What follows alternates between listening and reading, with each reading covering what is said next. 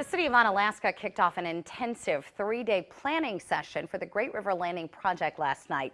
It's also known as a charrette, and the idea is to pack 6 months worth of meetings into just a few days. But as News 8's Keely Arthur shows us, the planning for the project started before the charrette even began. The riverfront and islands located just off Highway 35 in Onalaska could look very different soon. Residents headed to the Great River Landing to give input on what they'd like to see out of a city plan for the area.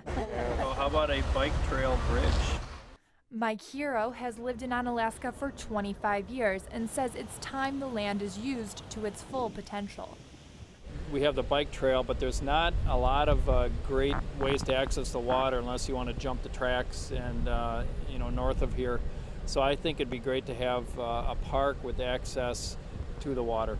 The city says it's gotten a wide range of opinions on what to do with the area.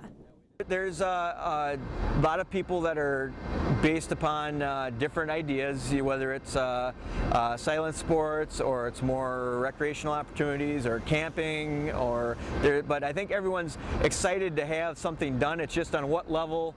Officials hope to combine multiple ideas into one reality by the end of the 3-day planning period. Trying to get them to the point where we can get a good cost estimate and we can bring them forward and hopefully get something built that meets the public's perceptions of what they want to see here. Hero's been interested in the design of the riverfront since a plan for the land was first drafted in 2008. He says he's excited the project is finally gaining momentum. I think people maybe are getting anxious and want to see something done. In Onalaska, I'm Keely Arthur for News 8. A preliminary design of the project will be presented at the final meeting tomorrow night at Onalaska City Hall. The city of La Crosse knows what the charrette process entails, having gone through it earlier this year. You may remember that La Crosse held a charrette to help with the redevelopment of Riverside North, formerly known as the mobile oil site.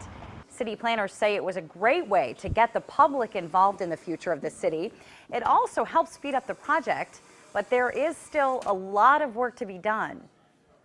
Folks just need to remember that this is a very large project, lots of acres to develop, and it's going to take the city time and resources to continue to move it forward. Consultants just finished their final reports on the plans, which will be introduced to the City Council in October.